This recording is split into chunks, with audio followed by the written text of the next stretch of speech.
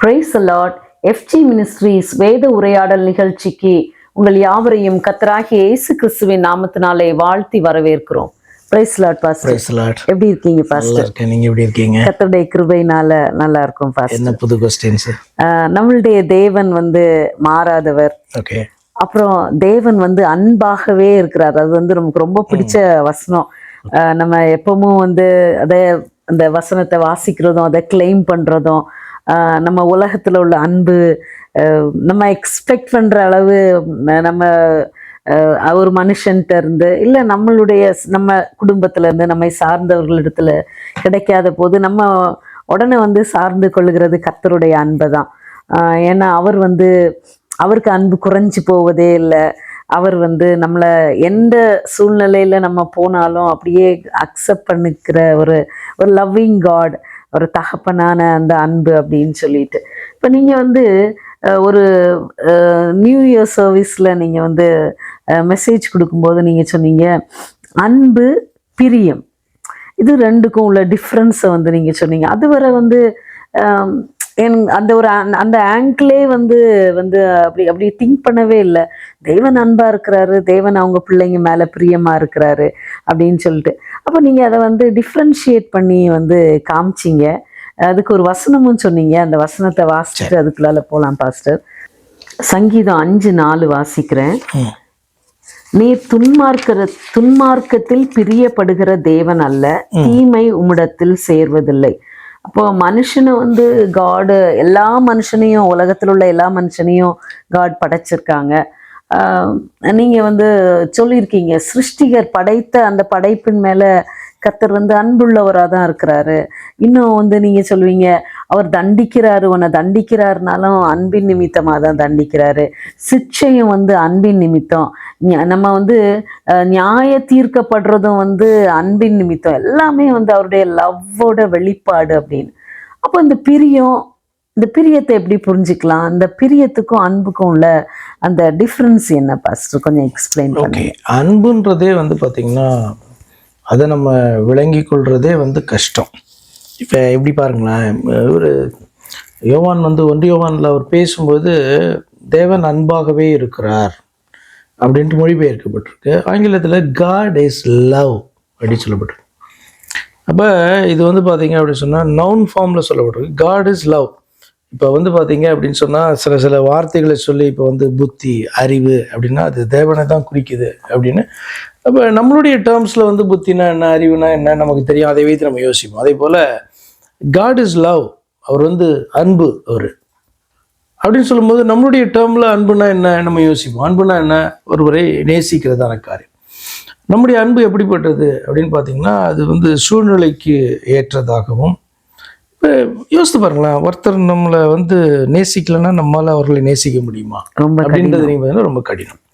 இப்போ தேவனுடைய அன்பு அப்படி கிடையாது. ஒருத்தர் அவரை நேசிக்கலைன்னா கூட, அவர் படைத்த பிள்ளைகள் அவரை நேசிக்கலைன்னா கூட, அவர் அறியாதவர்களாக இருந்தால் கூட அவருடைய அன்பு, அவர்கள் மேலே வைத்திருக்கிற அந்த அன்பு மாறாதது. இதை நீங்கள் எப்படி புரிந்து கொள்வீங்க? ஏன்னா நம்மளுடைய அன்பு, நாம் அன்பு காண்பிக்கிற விதம், அன்பு அப்படின்னா இந்த உலகத்தில் எப்படி அது பார்க்கப்படுகிறது என்று நீங்கள் பார்த்தீங்க அப்படின்னு சொன்னால் அது மோஸ்ட்லி ரெசிப்ரோக்கலாக தான் இருக்கும். இல்லை அப்படின்னு சொன்னால் இப்போ பிள்ளைங்கள் என்ன தான் பார்த்தீங்கன்னா விரோதமாக இருந்தாலும் தாய் தகப்பன்மார் அன்பு செலுத்துவாங்க. ஆனாலும் பார்த்தீங்கன்னா எந்த அளவுக்கு போகும், அது கொஞ்சம் எவ்வளோ நாள் போகும், எந்த அளவுக்கு போகும், அவர்களை துன்பப்படுத்தாமல் இருக்கிற வரைக்கும் தான் அது போகும். இல்லை அப்படின்னா நேசிக்க முடியாது. தாய் தகப்பன்மாருக்கு விரோதமான பிள்ளைகள் சத்துருக்களாய் மாறுகிறதையும், இவர்கள் அவர்களை சத்துருக்களாக நீங்கள் பார்க்கறதையும், பகையை நீங்கள் பார்த்தீங்கன்னா இந்த உலகத்தில் பார்க்க முடியல. எதுக்கு சொல்ல வர்றேன் அப்படின்னு சொன்னால் ரெசிப்ரோக்கல். அந்த பக்கம் வரல அப்படின்னா ரொம்ப நாள் நம்ம இதை மெயின்டைன் பண்ண முடியாது. ஆனால் தேவன் அப்படி கிடையாது. அவருடைய அன்பு, அவரை பார்த்தீங்கன்னா யோவான் அவர் அன்பு அப்படின்னு சொல்லுகிறதுனுடைய அந்த மீனிங், லவ் அப்படின்னு சொல்லுகிற மீனிங்கை அது வேற எந்த ஃபேக்டர்ஸும் அதை மாற்றி விட முடியாது. நீ இன்னைக்கு அவருடைய பிள்ளையாக மாறுகிறதோ அல்லது அதற்கு முன்பாக அவருக்கு சத்துருவாய் காணப்பட்டதோ பார்த்தீங்கன்னா அவருடைய அன்பை மாற்றி விட முடியாது. இதை நம்ம புரிந்து கொள்ள வேண்டும். புரிந்து கொள்றதுக்கு கடினம். ஏன்னா வேற எப்படி நீங்கள் விளக்க முடியும்? நமக்கு இந்த உலகத்தில் அன்பு அப்படின்னா அதுக்கு நிறைய வார்த்தைகள் காணப்படுது. அது பார்த்தீங்கன்னா அதை வைத்து நம்ம அதை புரிந்து கொள்வதற்காக சொல்லப்படுகிறதான காரியம், அதாவது அன்பு அப்படின்னு பார்த்துட்டா. அடுத்து வந்து பிரியம் அப்படின்னு சொன்னா, இப்போ நீங்க யோசேப்பை குறித்து வாசிக்கும் போது அவனுக்கு 12 பிள்ளைங்க இருக்காங்க இல்லையா? அதுல வந்து பாத்தீங்கன்னா இவன் பிரியமானவனாக ஃபேவரேட் சன்னா அப்படி காணப்படுறான். அப்படின்னா வந்து பாத்தீங்கன்னா இவன் ஸ்பெஷலா காணப்படுறான். அப்படி ஏன் அப்படின்னு அடுத்து பாத்தீங்கன்னா நிறைய ஃபேக்டர்ஸ் இருக்கலாம். ஆனால் யோசேப்பு செய்கிறதான காரியங்கள் அவனுக்கு பிரியமாய் காணப்படும். சரி, ராகேலின் நிமித்தமாக தான் அவன் ஆக்சுவலாக வந்து பார்த்தீங்கன்னா யோசேப்பை ஆரம்பத்தில் நேசிக்கிறான். ஏன்னா ராகேலை அவ்வளவாய் நேசித்தான். பிள்ளை இல்லாதவளாக இருந்தால் அதற்கு பின்பு அவள் வந்து கர்ப்பம் தரித்து யோசேப்பை பெற்றபோது ராகேல்னால வந்து பார்த்தீங்கன்னா ரொம்ப அதிகமாக வந்து நேசிக்கிறதான காரியம் வந்து இது ஸ்டார்டிங் தான். ஆனால் இவனும் மற்றவர்களைப் போல, மற்ற பிரதர்ஸை போல இவன் காணப்பட்டிருந்தானா அந்த பிரியம் வந்து கண்டினியூ ஆகுமா அப்படின்னா நோ. நிச்சயமா வந்து பார்த்தீங்கன்னா யோசேப்பு செய்கிறதான காரியம் it was delightful for Jacob, அப்படிதான் பார்க்கணும். அப்போ அதே போல பிரியம்னா என்ன அர்த்தம் அப்படின்னு சொன்னா, நான் செய்கிற காரியங்கள் என்னுடைய தேவனுக்கு பிரியமா இருக்கணும், டிலைட்ஃபுல்லா இருக்கணும். அவர் வந்து பாத்தீங்கன்னா அதை வந்து ரசிக்கணும். அதுதான் வந்து பாத்தீங்கன்னா டிலைட் அல்லது ப்ளீசிங். நல்ல வார்த்தை, ப்ளீசிங் ஆர் டிலைட். இப்போ அன்பை வந்து பாத்தீங்கன்னா இப்படி பார்க்க முடியாதுல்ல. அது வந்து பாத்தீங்கன்னா நான் என்ன செய்தாலும் அவர் என் மேல பிரியமா இருப்பார், அதே மாதிரி அன்பா இருப்பார். ஆனா பிரியம் வைக்கணும் அப்படின்னா நான் வந்து விருப்பமாக அவருடைய சித்தத்தின்படி செய்கிறவனா இருக்கும். அப்போ எப்படி இருக்கும் ஆண்டவருடைய பார்வை அப்படின்னா, நான் செய்கிறதெல்லாம் அவருக்கு ப்ளீசிங்கா இருக்கும். அதுதான் வந்து பிரியம் வைக்கிறது. அப்போ துன்மார்க்கன் வந்து அப்படி செய்வானா? செய்ய மாட்டான். அதனால துன்மார்க்கன் மேல ஆண்டவர் பிரியமா இருக்க மாட்டார். ஆனா துன்மார்க்கனும் வந்து பாத்தீங்கன்னா அவரால் உண்டாக்கப்பட்டவன், படைக்கப்பட்டவன், துன்மார்க்கனாக அல்ல, ஒரு மனிதனாக படைக்கப்பட்டவன். அவன் துன்மார்க்கத்தை தெரிந்து கொண்டான். ஆனப்படினால அவனுடைய பேர் இப்ப எப்படி காணப்படுது? துன்மார்க்கன்.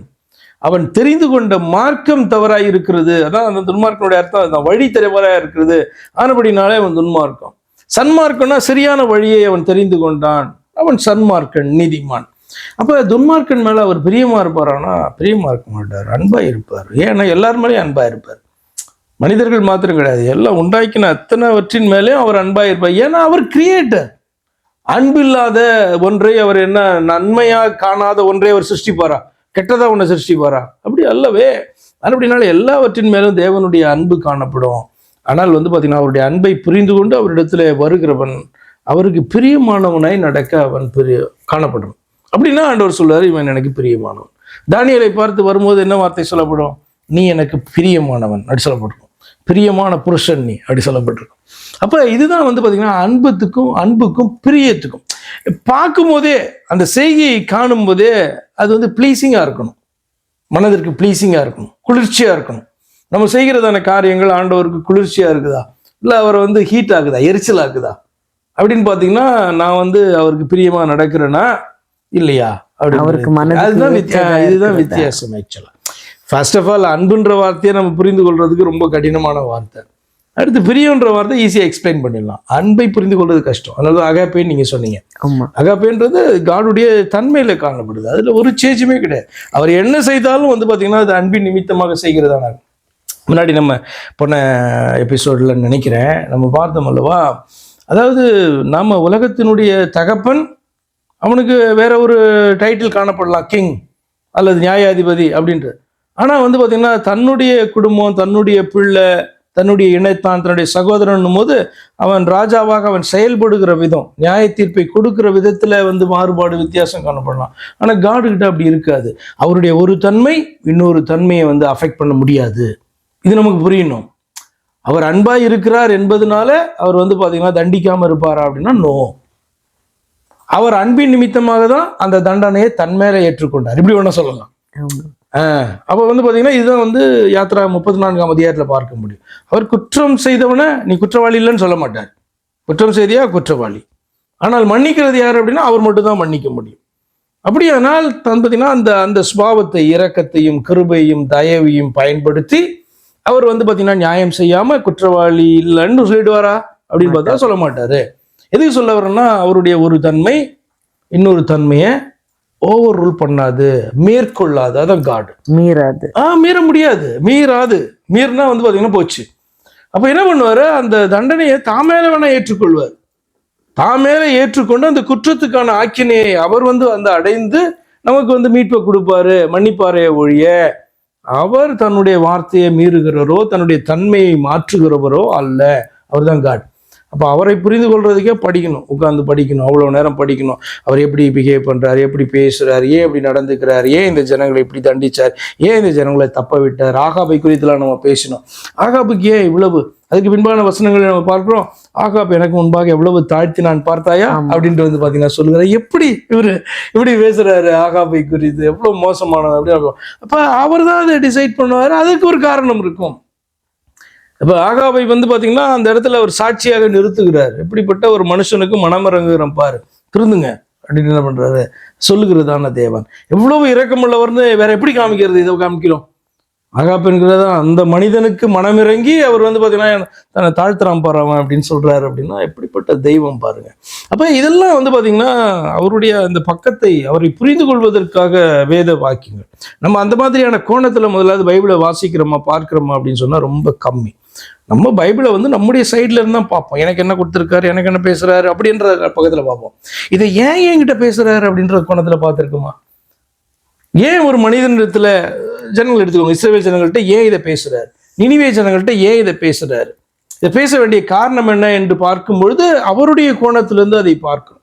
இப்படி நீங்க பார்க்கும்போது அவரை அதிகமாக தெரிந்து கொள்வதற்கு அது நமக்கு பிரயோஜனமா இருக்கும். எவ்வளவுக்கு எவ்வளவு அதிகமா அவரை நம்ம வந்து அறிகிறோமோ, அப்படின்னாலும் கொஞ்சம் தான் அறிஞ்சிருப்போம்னு வச்சுக்கோங்களேன். ஆனால் அது வந்து எதுக்கு பிரயோஜனமா இருக்கும்னா அவருக்கு பிரியமா நடக்கிறதுக்கு. பிரியன்ற வார்த்தையை நீங்க கேட்டதுக்காக சொல்லுங்க, அவருக்கு பிரியமா நம்ம நடக்கிறதுக்கு அது பிரயோஜனம் உள்ளதா இருக்கும். அப்போ நீங்க வந்து நான் வந்து தமிழ்ல தேவன் அன்பாகவே இருக்கிறார் அப்படின்னு சொல்லி தமிழ்ல இருக்கு. நீங்க வந்து காட் இஸ் லவ் அப்படி சொல்றேன். தேவன்னாலே ஆங்கிலத்துல அப்படிதான் இருக்கு, காட் இஸ் லவ். அது வந்து ரொம்ப நல்லா இருந்துச்சு. அப்புறம் இன்னொன்னு வந்து அந்த அன்பு எப்படி எல்லார் மேலேயும் ஈக்குவலா இருக்கு அப்படின்னு சொல்லி நீங்க சொன்னீங்க. ஆகாபை குறித்து பேசணும் நம்ம.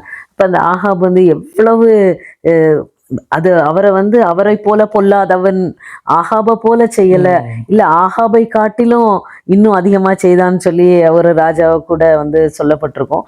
அப்படி ஒரு நெகட்டிவான பெஞ்ச் மார்க்கா இருந்த அந்த மனுஷன் கூட தன்னை தாழ்த்தின போது அவர்கிட்ட அந்த அவனுக்கு மனம் இறங்குறாரு, அதுதான் தெய்வம். அப்போ அந்த நீங்க சொன்னீங்க புரிந்து ஏன் கடவுள் வந்து எனக்கு என்ன சொல்றாரு என்ன பேசுறாரு அப்படின்னு பார்க்காம கடவுள் வந்து இந்த காரியத்தை ஏன் இந்த பைபிள்ல வச்சிருக்கு, இந்த காரியத்துல வந்து என்ன அவரை எப்படி இந்த காரியத்துல வெளிப்படுத்துறாரு, எப்படி இந்த காரியத்தின் மூலமாய் காட் வந்து ரிவீல் ஆகுறாங்க அப்படின்னு நம்ம வந்து பைபிளை படிக்கணும், அந்த ஆங்கிளில் பார்க்கணும்னு சொன்னீங்க. அது ரொம்ப வந்து நல்ல ஒரு இன்ஸ்பைரிங்கான ஒரு காரியமாக இருந்துச்சு பாஸ்டர். இப்போ இன்னொன்று வந்து நம்ம வந்து எப்போவுமே பிள்ளைங்கள்ட்ட ஸ்கூலுக்கு நம்ம வந்து படிக்க போகிறோம், நீ ஸ்கூலுக்கு வந்து படிக்கணும், புக்கை எடுத்து படி அப்படின்னு சொல்கிறோம். ஆனால் நியூஸ் பேப்பரை நம்ம வாசி அப்படின்னு சொல்லி ஜஸ்ட் லைக் தட் அதில் என்ன அப்படின்னு சொல்லிட்டு வாசித்துட்டு நம்ம வந்து அதுக்கப்புறம் அந்த நியூஸ் பேப்பர் வந்து நமக்கு திருப்பி எடுத்து வாசிக்கிறதுக்கோ இல்லை அதோடைய பர்பஸே வந்து முடிஞ்சிடுது ஒரு டைம் அந்த நியூஸ் என்ன அப்படின்னு சொல்லி நம்ம பார்க்குறோம். இப்போ பைபிளை வந்து நீங்கள் சொன்னீங்க எனக்கு என்னன்னு படிக்கிறத விட காடு தன்னை எப்படி ரிவீல் பண்ணியிருக்காங்க அப்படின்னு சொல்லி நம்ம ஒவ்வொன்றா பார்க்கும்போது இன்னும் நம்ம வந்து கர்த்தருக்கு பிரியமாக நடக்கலாம், அந்த அன்பு வெளிப்படும். அப்போ நம்ம பிரியமாக நடக்கலாம். அப்புறம் பைபிளை வந்து அது வந்து எனக்கு வந்து ஒரு மெசேஜில் நம்ம சர்ச்சில் ஒரு சகோதரி வந்து எக்ஸ்பிளைன் பண்ணும்போது நான் வந்து அதை வந்து ரொம்ப எனக்கு அது வந்து டீப்பாக வந்து எனக்கு உள்ளால போச்சு. எப்படி நம்ம பிள்ளைங்களை வந்து இல்லை நம்ம வந்து பைபிளை வாசிக்கிறோமா இல்லை பைபிளை வந்து படிக்கிறோமா, அப்போ அது அந்த வார்த்தை எவ்வளவு டிஃப்ரெண்டாக இருக்குது, எவ்வளவு வந்து ரொம்ப இந்தியமையாததுன்னு சொல்லி நீங்கள் இப்போ சொன்ன அந்த வார்த்தையிலேருந்து புரிஞ்சிக்க முடிஞ்சது பாஸ்டர். அப்புறம் அந்த அன்புக்கும் பிரியத்துக்கும் நீங்கள் இன்னொரு எக்ஸ்பிளனேஷன் கூட சொன்னீங்க. நம்ம அன்பு வந்து ப்ரொபோர்ஷனல், இங்கேருந்து வந்தால் அங்கேருந்து வரும், அங்கேருந்து வந்தால் நம்ம திருப்பி செலுத்துவோம். ஆனால் இந்த என்ன சொல்ல இந்த மேத்தமேட்டிக்கல் கால்குலேஷன் இந்த ப்ராபபிலிட்டி ப்ரொபோர்ஷன் ஒன்றும் இல்லை. God is love. அது வந்து ரொம்ப நல்லா இருந்துச்சு. இப்போ அவரை பிரியப்படுத்துகிற பிள்ளைகளாய் ஒரு வசனம் இருக்குல்ல பாஸ்டர், பிரியமானவனே உன் ஆத்துமா வாழ்வது போல நீ எல்லாவற்றிலும் வாழ்ந்து சுகமா இருக்கணும். அப்போ ஆத்துமா வாழுகிறது வந்து அந்த உள்ளான மனுஷன் பலப்படணும்னா வார்த்தையினால தான். வார்த்தையினால பலப்பட்டா நம்ம பிரியமா இருப்போம். அப்போ காடுக்கு பிரியமா இருக்கிறது வந்து அவருக்கு ப்ளீஸிங்கா இருக்கும்னு ஒரு வேர்ட் சொன்னீங்க. அப்போ அது வந்து எவ்வளவு அதை கேட்கறதுக்கே வந்து கண்களுக்கு ப்ளீசிங் அப்படி எடுத்துக்கோங்களேன். அப்படி சிம்பிள். சில காரியங்களை பார்க்கும்போது உங்களுக்கு கண்ணுக்கு குளிர்ச்சியா இருக்கும் இல்லையா? ஏன்? அது உங்களுக்கு பிடிக்குது பார்க்கறதான காரியங்கள். இப்போ சிலதை பார்க்கும்போது கண்களுக்கு பிடிக்காது, அது அருவருப்பா இருக்கும் அப்படி. அப்போ கர்த்தருடைய கண்களுக்கு அப்படின்னு மீனிங் என்னன்னா, கர்த்தருடைய இருதயத்துக்கு, அவருக்குன்னு அர்த்தம். கர்த்தருடைய கண்களுக்கு பிரியமா காணப்படணும் அப்படின்னா அக்செப்டபுளா இருக்கணும். இப்போ ஒரு துன்மார்க்கனுடைய செய்கை அவருக்கு அக்செப்டபுளா இருக்குமா, பிரீதியா இருக்குமா அப்படின்னு கேட்டீங்கன்னா இருக்காது. அதே மாதிரி வந்து பார்த்தீங்கன்னா தேவனுடைய பிள்ளைகளுடைய செய்கைகள் வந்து பார்த்தீங்கன்னா அவருக்கு பிரீதியாக. நீங்க சங்கீதத்தில் இப்படி ஒரு வார்த்தை நீங்க வாசிப்பீங்க, என்னுடைய வாயின் வார்த்தைகள் இருதயத்தின் தியானமும் சமூகத்துல பிரீதியா அப்படின்னா நீங்க அதை அக்செப்ட் பண்ணக்கூடியதாக என்னுடைய அந்த எண்ணங்கள், சிந்தனைகள், என்னுடைய தியானங்கள், என்னுடைய வாழ்க்கை, வாயினுடைய வார்த்தை எல்லாம் இருக்கணும் அப்படின்னு ஒருத்தன் விரும்புகிறான். அது எவ்வளவு அழகான வார்த்தை இல்லை? அதுதான் ப்ளீசிங் டிலைட்ஃபுல் டு காட். அப்போ நீங்க சொன்னதுல இருந்து காட் அக்செப்ட் பண்ற மாதிரி நம்முடைய வார்த்தைகள், நம்முடைய செயல்கள், நம்முடைய எண்ணங்கள் இருந்தா அதுதான் வந்து நம்ம பிரியம், அவருக்கு பிரியம் அப்படின்னு சொல்லி. இன்னொன்னு அழகா சொன்னீங்க, யோசேப்பை சொன்னீங்க. அப்போ அந்த யாக்கோபுக்கு இவ்வளவு குமாரர்கள் இருந்த போதும் யோசேப்பை பிரியம், பென்யமீனை பிரியம், ராகேலை பிரியம். ஏன்னா அவங்களுடைய அந்த டீட்ஸ் வந்து இவருக்கு ப்ளீசிங்கா இருந்து அக்செப்டபிளா இருந்து. அதான் இது வந்து மனிதர்கள். இப்போ மனுஷனுக்கு இவளுக்கு ஏன் ராகேல அவனுக்கு பிடிச்சது இல்லையாள்னா, ராகேல் அழகா இருந்தா ஆனபடினால அவனுடைய கண்களுக்கு பிரியமாயிருந்தா. ஆனா தேவன் இப்படி வந்து முகத்தை அழகா அப்படி பார்க்கிறவர் அல்ல. அவர் என்ன பார்க்கிறாரு?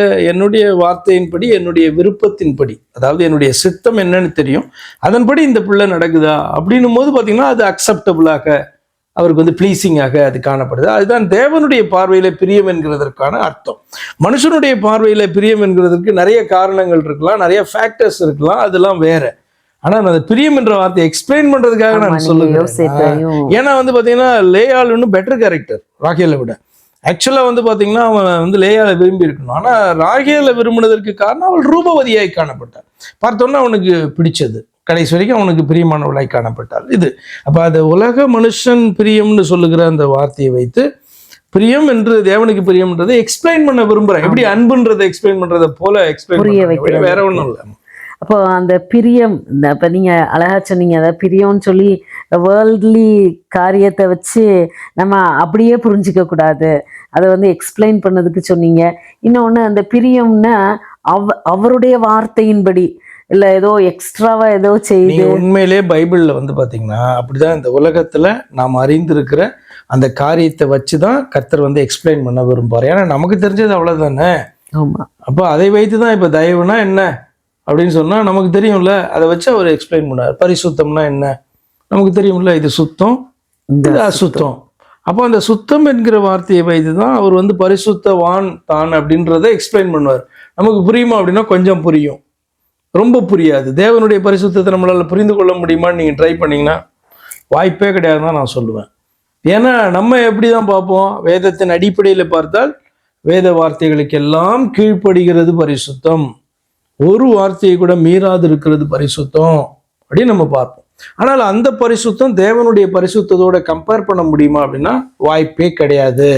அப்போ இந்த உலகத்தில் காணப்படுகிற அல்ல வேத வார்த்தைகளை வைத்து காணப்படுகிற அந்த டேர்ம்ஸ் அவரை புரிந்து கொள்வதற்கும் அவர் யார் என்பது அறிந்து கொள்வதற்கும் ஆண்டவர் பயன்படுத்திக்கிறார். அப்படிதான் இந்த உலகத்தில் காணப்படுகிற காரியங்களை வைத்து, நம்முடைய உலகத்தில் காணப்படுற உறவுகளை வைத்து கர்த்தர் தன்னுடைய உறவு குறித்து சொல்வார். அப்பான்வார், அம்மான்வார், தாயின்வார், தாயினுடைய அன்பை குறித்து பேசுவார். ராஜானா எப்படி இருப்பான், நியாயாதிபதினா எப்படி இருப்பான், அப்படிலாம் பேசுவார். சகோதரனா எப்படி இருப்பான். ஏன்னா அப்படி சொன்னோன்னா நமக்கு புரியுது. இப்போ வேற பேசினா எப்படி இருக்கும், அவருடைய அந்த பாஷையிலே பேசினோன்னா எல்லாம் கம்ப்ளீட் அந்நிய பாஷை தானே. அந்நிய பாஷையிலே நம்மள்ட்ட அவர் பேசினாருன்னா நமக்கு என்ன புரியும், அர்த்தம் இல்லையே. நம்ம எல்லாருக்கும் புரியுற பாஷையில் ஆண்டவர் பேசுவார், அது மனுஷ பாஷை. நீங்கள் அழகாக எக்ஸ்பிளைன் பண்ணீங்க பாஸ்டர். அப்போ பிரியம் அப்படின்னோடனே நம்ம அட்வான்டேஜா இல்லை நம்ம வந்து ஏதோ ஸ்பெஷலா அப்படியெல்லாம் இல்லை, வார்த்தையின்படி. அதுல இருந்து ஆண்டவருடைய பிரியத்தை நீங்க புரிந்து கொள்ளணும். ஏன் அப்படின்னா, இந்த உலகத்துல ஒருத்தன் வந்து நமக்கு நமக்கு பிரியமானவன்னா அவன் எப்படி நடிக்க கூட செய்வான்ல. பிள்ளைகள்லாம் கூட வந்து பார்த்தீங்கன்னா அப்பாவுக்கு பிரியமா எப்படி நடந்துக்கிறதுன்னு ட்ரை பண்ணி வந்து பார்த்தீங்கன்னா என்னென்னமோ பண்ணும். அப்போ வந்து வேலையில் கூட நீங்கள் எப்படி பார்க்க முடியும், மேனேஜருக்கு பிரியமாக நடந்துக்கிறது அப்படின்னா அவருடைய கண்களுக்கு ப்ளீஸிங்கான காரியங்களை பண்ணுறது அப்படின்றது அவங்க கண் முன்னால. அப்போ நடிக்கவும் செய்யலாம்ல. ஆமாம், ஆண்டவர்கிட்ட இது நடக்காது. அப்போ இந்த பிரியத்தை வைத்து ஆண்டவருடைய பிரியம் சொல்கிறது என்னன்றதை எக்ஸ்பிளைன் பண்ணுறதுக்கு நம்ம பயன்படுத்தலாமே ஒழிய இதை அப்படியே கம்பேர் பண்ணி அங்கே சொல்ல முடியாது. ஏன்னா யாக்கோபு வந்து யோசேப்பை பிரியம் வைத்ததை கூட நீங்கள் அதில் அப்படி கம்பேர் பண்ணிலாம் பார்க்க முடியாது. இதை வைத்து என்ன பண்ணலாம், இந்த வேர்டை எக்ஸ்பிளைன் பண்ணலாம். அப்படிதான் நம்ம வந்து பார்த்தீங்க அப்படின்னா தேவனை புரிந்து கொள்றதுக்கு பார்க்கணும். அப்போ அந்த பிரியங்கிற வேர்ட்லேயும் எவ்வளவு நீதி எவ்வளவு உண்மை இருக்குது அப்படின்னு சொல்லி புரிஞ்சுக்கிட்டேன் பாஸ்டர். எனக்கு இன்னொரு கொஸ்டின் பாஸ்டர். நெஹேமியா அப்படின்னாலே வந்து நமக்கு அந்த எழுந்து கட்டுவோம், இந்த அலங்கத்தை கட்டினது, சண்டே கிளாஸில் கூட பிள்ளைங்க வந்து அந்த ஸ்கிட்டெல்லாம் நடிச்சு காமிச்சதெல்லாம் அப்படி ஒவ்வொரு காரியமும் காணப்படுது. அப்போ இவர் வந்து அங்கேருந்து வர்றாரு, அந்நிய தேசத்துலேருந்து வந்து இந்த காரியங்களெல்லாம் சுற்றி பார்க்குறாரு. யார் தான் தனியாக போய் அதை சுற்றி பார்த்து அப்புறம் வந்து அந்த அலங்கத்தை கட்ட ஆரம்பிக்கிறாங்க. அந்த காரியத்தை அது வந்து காட்ஸ் பிளான் தான், காட்ஸ் வில் தான். அப்போ கர்த்தருடைய திட்டத்தின்படி, கர்த்தருடைய சித்தத்தின்படி இந்த ஊழியக்காரன் ஏவப்பட்டு, காட் இல்லாட்டா ஒரு அந்நிய ராஜா இவ்வளவு காணிக்கைகள் எல்லாம் கொடுத்து இவங்களை நீங்கள் போய் கட்டுங்கன்னு சொல்லி பெர்மிஷன் கொடுத்து, அதே வந்து ஒரு உலக பிரகாரமாக பார்க்கும்போது இல்லை வந்து இந்த நெஹேமியாவால் அந்த ராஜா கிட்ட போய் இதெல்லாம் சாதிச்சிட முடியாது. காட் வந்து அவ்வளவு ஓப்பன் பண்ணி அவருடைய திட்டத்தை நிறைவேற்ற கொடுத்தா, இங்கே வந்து இவர் ஸ்டார்ட் பண்ண உடனே வந்து இவருக்கு எதிர்ப்பு வருது. அப்போது நம்ம அதை வந்து நம்ம லைஃப்பில் வந்து நான் வந்து அப்படி கம்பேர் பண்ணி பார்த்தேன். இப்போ நமக்கு விரோதமாய் வருகிற காரியங்கள், நம்ம வந்து ஏதோ ஒரு தீமையை செஞ்சோம், அதனால் வந்து அதற்கு எதிராக வர்றாங்க அப்படிங்கும்போது ஓகே, நம்ம வைராக்கியம் பாராட்டுவோம், அவங்களும் வைராக்கியம் பாராட்டுவாங்க. இப்போ நன்மையான காரியத்தை செய்யும்போது நெஹேமியாவுக்கு ஏற்பட்ட அவருக்கு மேலே வந்த எரிச்சல், கிண்டல், ஒரு நரி ஏறி போனால் என்ன, இவங்க வந்து கல் வச்சு கட்டுவாங்க, ஒரு நரி ஏறி போனால் என்ன, இதெல்லாம் வந்து கீழே விழுந்துரும்னு சொல்கிற அந்த கேலியான வார்த்தை, எரிச்சல். இன்னொன்று அந்த லெட்டர்ஸ் போடுறது, 10 முறை வந்து கடிதத்தை அனுப்புவாங்க. இன்னொன்று வந்து நீ வந்து சண்டே கிளாஸில் நாங்கள் எல்லாம் நடித்ததுனால எல்லாம் இது வந்து கிளியராக பிக்சரைஸ்டாக இருக்குது, நீ வந்து ஆலயத்தில் வா, நம்ம ஒழிச்சுக்குவோம், உன்னை கொலை செய்ய பார்ப்பாங்க. இப்போ இதெல்லாம் வந்து நன்மையான ஒரு காரியத்தை செய்யும்போது இவ்வளவு எதிர்ப்புகள். இப்போ நம்ம லைஃப்லேயும் நம்ம வந்து ஒரு நன்மையான காரியத்தை இல்லை கர்த்தருடைய காரியத்தை இல்லை டே டு டே லைஃப்பில் போகும்போது நமக்கு வருகிற அந்த எதிர்ப்புகள். அப்போ இவங்க, என்னோட கொஸ்டின் வந்து, ஒரு கையில் அவங்க ஆயுதம், அடுத்த கையில் பட்டயம். அப்போ அது ஆக்சுவலி என்ன மீன் பண்ணுது, எப்படி வந்து நெஹேமியா இதை ஹேண்டில் பண்ணார்? எனக்கு இன்னொரு வேர்டு வந்து சத்துரு வந்து முனையற்று போனான். அந்த அலங்கத்தை வந்து 52 days கட்டிட்டாங்கன்னா முனையற்று போனான். அப்போ அவ்வளோ சக்ஸஸ்ஃபுல்லாக சான்ஸே இல்லாத ஒரு காரியத்தை இவர் செஞ்சார். இப்போ நம்ம லைஃப்பில் இதை எப்படி இம்ப்ளிமெண்ட் பண்ணுறது, இதை எப்படி ப்ராக்டிஸ் பண்ணுறது? ஃபஸ்ட் நன்மையான காரியம் அதுக்கே இவ்வளோ எதிர்ப்புன்னு கேட்டீங்க. நன்மையானதுக்கு தான் எதிர்ப்பு வந்து காணப்படும். இப்போ தீமையான துன்மார்க்கமான காரியங்கள் அப்படின்னு சொன்னால், உலகம் சார்ந்ததான காரியங்கள்னா உலகம் சப்போர்ட் பண்ணும். கர்த்தர் சொல்கிறாங்கல்ல, நீங்கள் உலகத்தார் அல்ல, ஆனபடினால இந்த உலகம் வந்து உங்களை பகைக்கிறது அப்படின்றார். என்ன அப்படின்னா, இந்த உலகத்தினுடைய அந்த ட்ராக்ல அதனுடைய விருப்பத்தின்படி அந்த ஃப்ளோவில் நீங்கள் ஓடுனீங்க அப்படின்னு சொன்னால் ரொம்ப ஸ்மூத்தாக இருக்கும். இதே நீங்கள் எதிர்நீச்சல் போட வேண்டும், ஏன்னா கர்த்தருடைய சித்தம் வந்து அதுக்கு ஆப்போசிட்டாக இருக்கும். உலகத்து மனுஷனாக நீங்கள் காணப்படக்கூடாது, ஆனால் உலகத்தில் தான் இருப்பீங்க.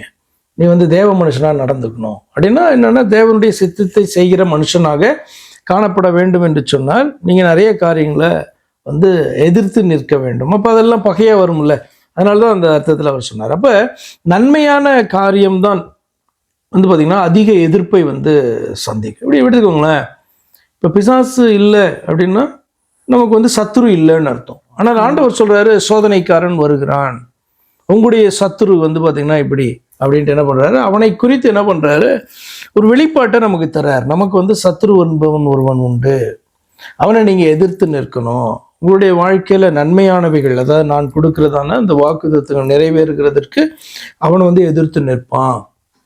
அவனுடைய பிளான் ரொம்ப சிம்பிள். கர்த்தருடைய வார்த்தையெல்லாம் நிறைவேற்றுகிறதற்கு பார்த்தீங்கன்னா தடையை வந்து அவனால் கொண்டு வர முடியாது. அந்த வார்த்தைகள் நம்முடைய வாழ்க்கையில நிறைவேறுவதற்கு தடையாக நம்மளே மாற்றுகிறது தான் சத்துருடைய டெக்னிக்கே. இப்போ இஸ்ரவேல் ஜனங்கள்கிட்ட வந்து பீலேயாம் சொன்னதான அந்த காரியம், அல்லது அந்த ராஜாக்கிட்ட சொல்லி இஸ்ரவேல் ஜனங்களுக்கு விரோதமாக ஒரு காரியத்தை செய்ய வச்சான்ல, இது நீ கொஞ்சம் ஆராய்ந்து பார்த்தீங்கன்னா உங்களுக்கு தெரியும். என்ன அப்படின்னா, கர்த்தரை வந்து தடுக்க பிசாசால முடியாது, அந்த ராஜாவால முடியாது, யாராலையும் முடியாது. யார் தான் வந்து பார்த்தீங்கன்னா இந்த ஆசீர்வாதத்துக்கு தடையா எழும்ப முடியும் அப்படின்னா, எந்த ஜனங்களை ஆசீர்வதிக்க போகிறாரோ அந்த ஜனங்கள் தான் ஆண்டவருடைய சித்தத்துக்கு விரோதமான காரியத்தை செய்து கர்த்தருக்கு கோபம் மூட்டி இதை டிலே பண்ண முடியும். இப்ப இந்த காரியத்தை வந்து கர்த்தரை நன்றாக அறிந்த ஒரு மனுஷன் தான் இந்த காரியத்தை தன்னுடைய சாதகமாக பயன்படுத்திக்கலாம். ஒரு சின்ன டிப்பு தான் இது ஆக்சுவலா.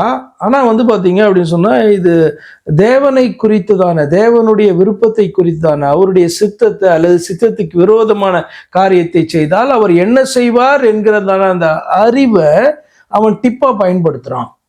டிப்பை பயன்படுத்தி என்ன பண்றான், அதை வந்து சம்பாதிக்கிறான். இதான் வந்து பேர் தான் இழிவான ஆதாயம். கர்த்தருடைய காரியத்தை நீ விற்று போடுகிறாய். உனக்கு எப்படி இந்த ஆண்டவரை குறித்து இவ்வளவு அறிவு வந்தது?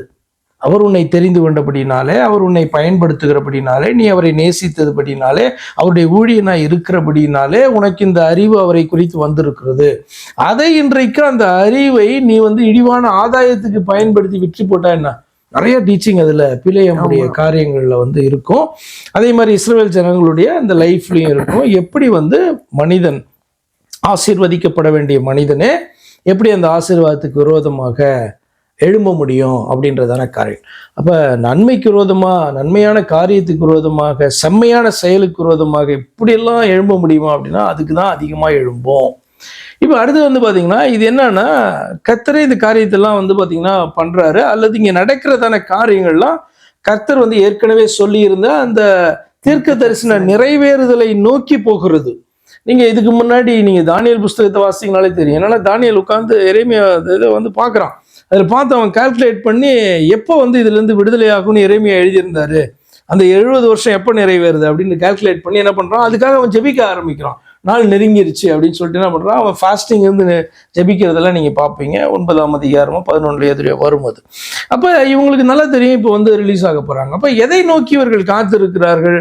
அந்த வாக்குத்தத்தத்தை நம்பி விடுதலைக்காக காத்திருக்கிறார்கள். அப்போ வந்து பார்த்தீங்கன்னா, இதெல்லாம் யோசிக்கிறவனுடைய காதில் ஒரு காரியம் விழுகிறது. எங்கன்னா அங்கே ஆலயம் கிடையாது, மதில்கள் கிடையாது, ஜனங்க வந்து கஷ்டப்படுறாங்க அப்படின்ற செய்தி வந்து வருகிறது. அப்போ உடனே வந்து பார்த்தீங்கன்னா இவனுடைய முகம் வந்து வாடுகிறது. பார்த்துட்டு ராஜா என்னன்னு கேட்குறான். உடனே உள்ளத்துலேயே ஒரு ஜெபத்தை பண்ணிட்டு டக்குன்னு ராஜாட்ட இப்படிப்பட்டதான விஷயம் அப்படின்னு சொல்லும்போது கர்த்தர் ராஜா மூலமா இடைப்படுறாரு. போ, ஏன் உன் முகம் ஆடி இருக்கிறது, நீ வந்து கிளம்பி போ, உனக்கு என்னென்ன காரியங்கள் செய்யணுமோ அதெல்லாம் நான் செய்கிறேன் என்று சொல்லி பார்த்தீங்கன்னா கர்த்தர் வந்து தயவு கிடைக்க பண்ணி இங்கே வராரு. அங்கே வந்து சுகித்து கொண்டு இருக்கிற, அங்கே வந்து ஆளுகை செய்து கொண்டு இருக்கிறதான அவர்களுக்கு வந்து பார்த்தீங்கன்னா எரிச்சல் வருகிறது, கோபம் வருகிறது. இது எப்படியாவது தடுத்து நிறுத்தணும் அப்படின்ட்டு என்ன பண்ணுறாங்க, இவர்கள் விரும்புகிறார்கள். அது அந்த நேரத்தில் வந்து பார்க்கும் பொழுது அவர்களுடைய அந்த சுய லாபத்துக்காக என்பதை போல தோன்றும். ஆனால் பேக்ரவுண்ட்ல இருக்கிறதான அவங்களுடைய எஜமான் யாரு? பிசாசு. அவனுடைய காரியம் வந்து இப்போ இது கிடையாது. இவர்களுக்கு வந்து எருசலேம்ல இவர்கள் ஆலயத்தை கட்டக்கூடாது, தேவனுடைய பக்கம் இவர்கள் திரும்பக்கூடாது, இவர்கள் வந்து பாத்தீங்கன்னா மீட்படைந்து வரக்கூடாது அங்கிருந்து என்பது பிசாசனுடைய காரியமாக இருக்கிறது. ஆனா அவன் பயன்படுத்துற அந்த பப்பட்ஸ் இருக்காங்க பாத்தீங்களா, அவர்களுக்கு என்னன்னா அந்த மூமெண்ட்ல அவர்களுக்கு ஆதாயம் வந்து போகிறது, தங்களுடைய பெயர் வந்து அந்த இடத்துல போகிறது, யாரும் மதிக்க மாட்டாங்க அப்படின்றபடினால நிறைய விஷயங்கள அவன் என்ன பண்றாங்க, அவங்க பண்றாங்க. நீங்க சொன்ன லெட்டர் எழுதி போடுகிறதான காரியம், விரோதமாய் செயல்படுகிற காரியம், இழிவான அந்த பேச்சு, கிண்டல் பண்ணுகிற கேலியான பரியாச பேச்சுகள், இதெல்லாம் அவர்களை சோர்ந்து போகிறதற்காக வந்து அந்த நேரத்தில் அவர்கள் பண்ணுகிறதான காரியம். ஆனா உள்ள பாத்தீங்கன்னா பிசாசுடைய விருப்பம் என்னன்னா, அவர்கள் இந்த ஆலயத்தை கட்டவும் கூடாது, இங்க திரும்பவும் கூடாது, அபண்டன் பண்ணணும். எதை அப்படின்னா எருசலேமே அபண்டன் பண்ணணும். அது வந்து பாத்தீங்க அப்படி சொன்னா கட்டப்படாத ஒரு நகரமாக காணப்பட வேண்டும். அதே மாதிரி ஆலயம் கட்டப்படாததா இருக்கணும், ஆலயத்தினுடைய அலங்கம் கட்டப்படாததா இருக்கணும், எருசலேமுடைய அலங்கம் கட்டப்படாததா இருக்கணும்னு அவன் விரும்புறான். ஆனபடினாலே அவ்வளவு பிரச்சனைங்க. ஆனாலும் கர்த்தர் எனக்கு வழியை திறந்திருப்பார். நெகேமியா யோசித்து பார்க்கலாம்ல, எப்படி ராஜா வந்து இவ்வளவு ஈஸியா எப்படி விட்டுருவான் இவனை? அப்போ இவனை வந்து பார்த்தீங்கன்னா விட்டு அவனுக்கான எல்லா காரியங்களும் செய்து லெட்டரை கொடுத்து அவனை அலோவ் பண்ணி அவனை அனுப்புகிறான் அப்படி சொன்னால் எவ்வளோ பெரிய தேவ தயவு இதற்கு காணப்பட்டு இருக்க வேண்டும் அப்படின்றது எலியா நெகேமியா யோசிக்கும் போது இதெல்லாம் ஒன்றும் பெரிய விஷயம் கிடையாது. நான் வந்து போராடுவேன், ஜனங்களை வந்து சேர்த்தாச்சு, ஜனங்கள் வந்து உற்சாகமாய் காணப்படுறாங்க, அவர்களை சோர்ந்து போகிறவர்களை உற்சாகப்படுத்த வேண்டும், இந்த காரியத்தை செய்து முடிக்க வேண்டும் என்றதுக்கு சொல்லப்பட்டதான காரியம். ஒரு கையில வச்சுட்டு ஒரு கையில கட்ட முடியுமா? அப்படி இல்லை, அது நமக்கு புரியறதுக்காக சொல்லப்பட்ட வார்த்தை.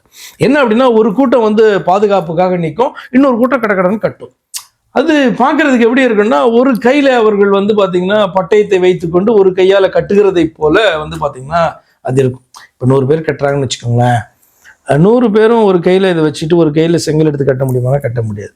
50 பேர் வந்து பார்த்தீங்க அப்படின்னா காவலுக்கு இருந்தாங்கன்னா மற்ற 50 பேர் கட்ட முடியும். அப்போ நமக்கு புரிகிறதற்காக சொல்லப்படுகிறதான வார்த்தை அது. எப்படி ஒரு கையில் வந்து கட்டி கொண்டு ஒரு கையில் பட்டயத்தை வைத்துக்கொண்டா எனி டைம் வந்து பார்த்தீங்கன்னா அவர்களுக்கு வந்து அந்த இடத்துல ஒரு யுத்தம், ஒரு கலவரம் வந்து வரலாம், அதுலேருந்து காக்கிறதற்கும் அவர்கள் ரெடியாக இருந்தாங்க. அதே நேரத்தில் கட்டுகிறதை விடக்கூடாது, அவர்கள் அதை பாழாக்கி விடக்கூடாது என்பதற்கும் அவர்கள் வந்து பார்த்தீங்கன்னா ஜாக்கிரதையாய் காணப்பட்டார்கள். ஆனால் தங்களுடைய அந்த வேலையை அவர்கள் விடவில்லை என்கிறதற்காக அந்த இடத்துல பயன்படுத்தப்படுகிறதான ஒரு பொயட்டிக் டேர்ம் அது. நீங்க வந்து சொன்னீங்க, நான் கேட்டேன் ஏன் வந்து தடை பண்றாங்க, நன்மையான காரியம் தானே ஏன் தடை பண்றாங்கன்னா நன்மையை தான் தடை பண்ணுவாங்க அப்படின்னு சொன்னீங்க. இன்னொன்று சொன்னீங்க, அதை வந்து சத்துரு வந்து காடை வந்து தடுக்க முடியாது, அவருடைய வார்த்தையும் தடுக்க முடியாது, அது வந்து நிறைவேறிதான் ஆகும். அப்போ அவன் வந்து பெற்றுக்கொள்ள வேண்டிய இஸ்ரவேலை ஆசீர்வதிப்பதே தான் பிரியும். அப்போ இஸ்ரவேலே அதை ரிஜெக்ட் பண்ற மாதிரி, இஸ்ரவேலே அதை வந்து வாங்க தகுதி இல்லாதவர்களா நம்மளை ஆக்கிட்டா அது வாக்குத்தத்தம் நிறைவேறாது. அதுதான் வஞ்சனை. ஆக்சுவலா இன்னைக்கும் வந்து பாத்தீங்கன்னா அதுதான் மெயினா தேவ ஜனங்கள் அஃபெக்ட் ஆகுறது எதுல அப்படின்னு சொன்னா வஞ்சனையினால, ஏமாற்றப்படுகிறதுனால தான். நம்ம வந்து வேற மாதிரி அவனை வந்து பார்த்துட்டு இருப்போம் ஒரு ஆங்கிள், இன்னொரு ஆங்கிள் என்ன அப்படின்னா ஈஸியா ஏமாற்றுகிறவனாக அவன் காணப்படுவான். அப்போ அதுல தான் வந்து பாத்தீங்கன்னா நிறைய பேர் ஏமாந்து போவார்கள் அப்படின்றது நமக்கு புரியணும். அதனால வந்து பாத்தீங்கன்னா இன்னொரு பாயிண்ட் அதுல நான் சொல்லிடுறேன். அப்போ அவர்கள் என்ன பண்ணாங்க அப்படின்னு சொன்னால், கர்த்தருடைய வார்த்தைக்கு கீழ்ப்படிந்து பிசாசை அவர்கள் எதிர்த்து நின்றார்கள். விசுவாசத்தினால்தான் அங்கேருந்து புறப்பட்டு வருகிறார்கள், வந்து கர்த்தருடைய வார்த்தைக்கு கீழ்ப்படிந்து நிற்கிறார்கள். அதுதான் வந்து பிசாசை எதிர்த்து நிற்கிறதான காரியம். பிசாசை எதிர்த்து நிற்கும்போது நீங்க சொன்னீங்க அந்த வார்த்தை முனை மழுங்கி போய் முனையற்று போனார்கள். அப்போ அவனுடைய அந்த தந்திரங்கள் எல்லாம் வாய்க்காமல் போகிறது. அதான் அந்த வார்த்தையினுடைய மீனிங் என்ன, விரோதமாய் செய்யப்படுகிற அந்த அந்த தந்திரங்கள் ஆயுதமெல்லாம் அது வாய்க்காமல் போகிறது தான் முனையற்று போகிறதான காரியம் அப்படின்ற பிசாசு வெட்கப்படுகிற காரியத்தை அது குறிக்கிறது. அப்போ அவங்க வந்து நீங்க அந்த பட்டயம் ஆயுதம், ஒரு கையில ஆயுதம் இன்னொரு கையில வச்சு வேலையும் செஞ்சாங்க, இன்னொரு கையில ஆயுதம் வச்சிருக்காங்கிறதுக்கு எக்ஸ்பிளைன் பண்ணீங்க நல்லா. அப்போதான் நான் யோசிச்சு பார்த்தேன், எப்படி ஒரு கையில ஒரு கல்லையே நம்ம தூக்கி வைக்க முடியாது. அப்போ அவங்க வந்து கர்த்தருக்கு கீழ்ப்படிந்து அவருடைய வார்த்தையின்படி அந்த காரியத்தை செஞ்சாங்க, ஆயத்தமா இருந்தாங்க. இனி வந்து சத்ருடைய தந்திரங்களையும் அறிந்தவர்களாய் வந்து கர்த்தருக்குள்ளால காணப்பட்டதுனால அவங்க வந்து ஆயத்தத்தோட அதை கட்டினாங்க. அவேராகி அவனுடைய அந்த சூழ்ச்சிகளுக்கு அவேராக இருந்து கட்டினாங்க அப்படின்னு சொல்லி எக்ஸ்பிளைன் பண்ணீங்க. அப்போ வந்து என்னென்ன எதிர்ப்புகள் அவங்க லைஃப்ல வந்துச்சு, அதே மாதிரி தான் நம்மளும் ஒரு நன்மையான காரியத்தை எடுத்துட்டு போகும்போது எல்லா ஆங்கிள் இருந்தும் காரியங்கள் வரும்போது நீங்க சொன்னீங்க சத்ரு வந்து அந்த காரியம் வந்து வாய்க்காமல் போயிட்டு முனையற்று போயிட்டு அப்படின்னு சொல்லிட்டு. அப்போ அலங்கம் கட்டி முடிக்கப்பட்டது, அந்த வாசல் எல்லாம் போடப்பட்டு கதவுகள் எல்லாம் போடப்பட்டு, அப்போ கர்த்தர் நம்ம கூட இருக்கும்போது அவங்க சொல்லுவாங்க எந்த காரியம் கர்த்தரால் வந்தது அப்படின்னு சொல்லிட்டு. அப்போ நம்ம லைஃப்லயும் சோதனைகள் வரும்போது இல்லை நன்மையான காரியங்களை நம்ம எடுத்துட்டு போகும்போது நமக்கு எதிர்ப்பு வரும்போது நம்ம சோர்ந்து போக வேண்டியதில்லை. அப்படிதானே பாஸ்டர்? அப்படின்னா இதெல்லாம் எதை பேஸ் பண்ணி வருதுன்னு நீங்க பாத்தீங்க அப்படின்னா, கர்த்தர் வந்து பேசின வார்த்தைகளை பேஸ் பண்ணி தானே இது. இப்போ இவர்கள் எசரேயருக்கு போக சொன்னவரும் அவர் தான். அதுக்கப்புறம் வந்து பார்த்தீங்கன்னா 70 ஆண்டுகளுக்கு பின்பு திரும்ப வருவார்கள் என்று சொன்னதும் கொண்டு வருவேன் அப்படின்னு சொன்னதும் அவர் தான். இப்போ இந்த வார்த்தைகளை வந்து பார்த்திங்கன்னா பேஸ் பண்ணி தான், அதை நம்பி தான் என்ன பண்ண போகிறாங்க, அவர்கள் அங்கே காணப்பட போகிறாங்க, ஒரு நம்பிக்கையில் தான் அங்கே இருக்க போகிறாங்க. அப்போ அந்த டைம் வந்துச்சு அப்படின்னு சொன்னால் ஆட்டோமேட்டிக்காக அங்கேருந்து மூவ் பண்ணணும். அப்போ அந்த வார்த்தையின் அடிப்படையில் தானே வந்து அவர்கள் அங்கேருந்து மூவ் ஆகி வராங்க. இப்போ மூவ் ஆகி வந்தவர்கள் இங்கே வந்து அலங்கத்தை கட்டாமல் ஆலயத்தை கட்டாமல் அப்படியே இருந்தார்கள் என்று சொன்னால் என்ன பிரயோஜனம்? அப்போ அதை அவர்கள் செய்து முடிக்க வேண்டும் அல்லவா? அப்போ இவர்களை உந்தி தள்ளினது என்ன அப்படின்னு பார்த்தீங்கன்னா கர்த்தருடைய வார்த்தை. அடுத்தது கர்த்தருடைய வார்த்தையின் மேலே வைத்த அந்த விசுவாசம். அதன் அடிப்படையில் தான் அந்த செயல்கள் வந்து அந்த இடத்துல உண்டாச்சு. அந்த செயல்கள் வந்து பார்த்தீங்கன்னா கர்த்தருக்கு பிரியமாக காணப்பட்டுச்சு. எப்போ வந்து பார்த்தீங்கன்னா அவருடைய வார்த்தையை ஒருத்தன் நம்புகிறானோ விசுவாசிக்கிறானோ கர்த்தருக்கு அது பிரியம். அந்த வார்த்தையின்படி செயல்பட ஆரம்பிக்கும் போது கர்த்தருக்கு அது பிரியமாய் காணப்படும். அதை எப்படி அவர் வந்து பார்த்தீங்கன்னா நிறைவேற்றாமல் இருப்பார்? அதனால தான் வந்து பார்த்தீங்கன்னா இது ஒரு பெரிய விஷயம் இல்லைனாலும் வந்து பார்த்தீங்கன்னா வந்து அந்த அந்த செலிப்ரேஷனை நீங்கள் பார்த்தீங்கன்னா ரொம்ப ஆச்சரியமா இருக்கும். சாலமோனுடைய டெம்பிள் மாதிரி ஒரு பெரிய இது கிடையாது. இது ரொம்ப பார்த்தீங்கன்னா அதில் வயதானவர்கள்லாம் அழறாங்க. என்ன அர்த்தத்தில் அப்படின்னா ஆனந்த கண்ணீர் ஒரு பக்கம், இன்னொரு பக்கம் எப்படிப்பட்டதான மகிமையான ஆலயம், ஆனால் இன்னைக்கு வந்து எப்படி இது காணப்படுது அப்படின்னு அதை பார்க்கும்போது அவங்களுக்கு வந்து அதை சகித்துக்கொள்ளவே முடியல. ஆனால் யங் ஜெனரேஷனுக்கு பயங்கர சந்தோஷம், ஒன்றுமே இல்லாத இருந்தும் அப்படி ஒரு ஆலயம் கிடச்சிருச்சு அப்படின்னு சொல்லிட்டு. அப்போ இது வந்து பார்த்தீங்க அப்படின்னு சொன்னால் கர்த்தருடைய வார்த்தையை நம்பி காலை முன் வைக்கிறோம் பார்த்தீங்களா, அது போய் அந்த டெஸ்டினேஷனை போய் ரீச் பண்ண வைக்கிறது பாருங்க. அதில் நான் எதை பார்க்கிறேன் அப்படின்னு சொன்னால் கர்த்தருடைய வார்த்தை கொடுக்கப்பட்டதும் அதை விசுவாசித்ததும் அதை செயல்படுத்தினதும் ஆன காரியம் தான் வந்து பார்த்திங்கன்னா அப்படி பெரிய பெரிய ஃப்ரூட்ஃபுல்லான ஒரு எண்டை வந்து கொடுத்துச்சு. இப்போ ஒரு ஃப்ரூட்ஃபுல்லான எண்டு, அந்த காரியம் கர்த்தரால் கைக்குடி வந்தது, சத்துரு முனையற்று போனான் அப்படின்னு சொல்லிட்டு இன்னொரு வார்த்தை கூட நீங்கள் சொன்னீங்க, பிரியம் அவருடைய வார்த்தையின்படி அவருடைய சித்தத்தின்படி இந்த ஜனங்கள் செஞ்சாங்க அப்படின்னு சொல்லிட்டு அநேக காரியங்களை தெளிவாய் புரிந்து கொள்ள முடிந்தது பாஸ்டர். மீண்டும் சந்திக்கலாம் pastor. Praise Lord. Praise Lord.